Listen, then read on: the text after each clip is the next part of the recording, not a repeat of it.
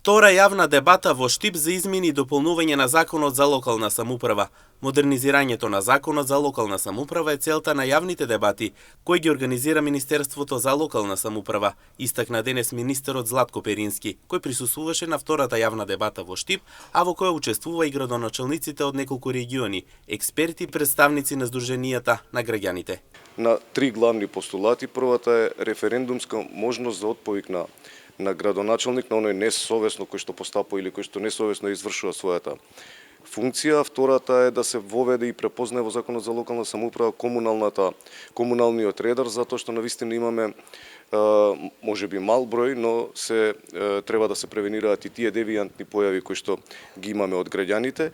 И третиот главен постулат кој што се однесува во насока на измените на Законот за локална самоуправа се поголема вклученост на граѓанскиот сектор, бидејќи сметаме дека на тој начин можат самите локални самоуправи да носат поиздржани и поквалитетни решенија за граѓаните.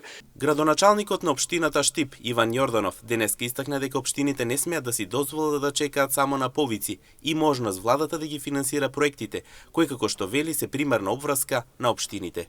Не смееме да дозволиме општините, градоначалниците, вклучувајќи се и јас самиот себе, да оставиме можност да не се развиваат општините и да ова зависи од волја на одреден градоначалник. Во исто време не смееме да дозволиме општините да бараат милост од централната власт за развој на средините, за развој на општините, така да она кое што е многу значајно и битно е да има еден контролен механизам на функционирањето, работењето на локалните самоуправи, вклучувајќи ги градоначалниците. Во исто време, како што напоменавте и вие, фискалната децентрализација е значајна, но исто така и критериумите по кои што ќе се одвива таа фискална децентрализација е многу битна.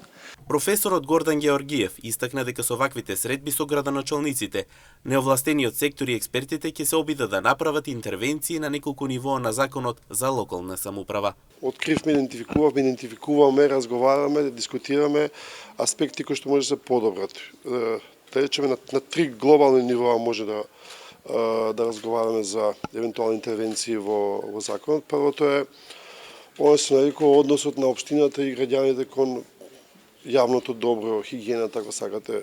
Не ни е добра тука ситуацијата. Немаме чувство дека граѓаните имаат доволно одговорност за, грубо ќе кажам, ѓубрето што се шири низ нашите градови. И ќе се обидеме да направиме некој модалитет, дали ќе се нарекува тој редарска комунална служба, комунална полиција, значи да го зацврстиме тој модел за да практично споделиме одговорноста да имаме почисти градови и општини.